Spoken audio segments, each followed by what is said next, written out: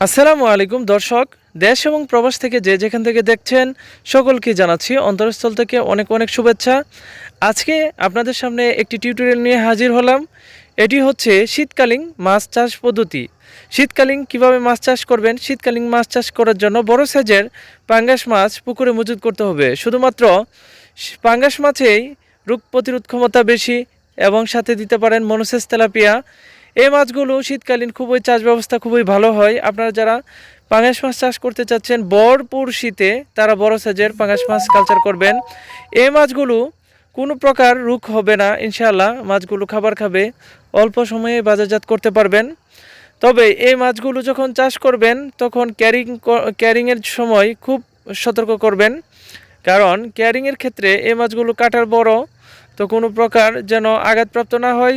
স্বাভাবিক ঘনত্বে এই মাছগুলো ক্যারিং করতে হবে। তারপর মাছ ছাড়ার পর অবশ্যই পুকুরে লবণ ছিটিয়ে দিতে হবে। লবণের পাশাপাশি আপনাকে রেনামাইসিন দিয়ে দিতে হবে, তাহলে মাছের কোনো ক্ষয়ক্ষতি হবে না, মাছের রোগ প্রতিরোধ ক্ষমতা বেড়ে যাবে এবং কি মাছের জীবাণু থাকবে না।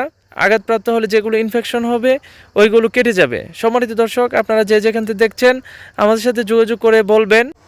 ভিডিও স্ক্রিনে অথবা ডিসক্রিপশনে নাম্বার থাকবে, ইনশাআল্লাহ যোগাযোগ করবেন। আমরা বাংলাদেশের সব জায়গায় ডেলিভারি দিয়ে থাকি।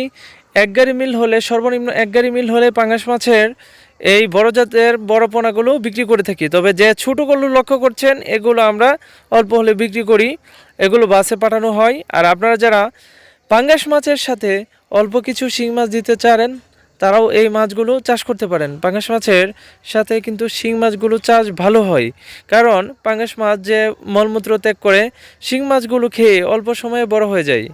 সম্মানিত দর্শক, আপনারা যারা এই মাছগুলো চাষ করতে চাচ্ছেন ফোনে যোগাযোগ করবেন এবং আপনাদের একটি সহযোগিতা কামনা করছি। লাইক, কমেন্ট, সাবস্ক্রাইব করে দিবেন এবং ফোনে যোগাযোগ করবেন। ধন্যবাদ।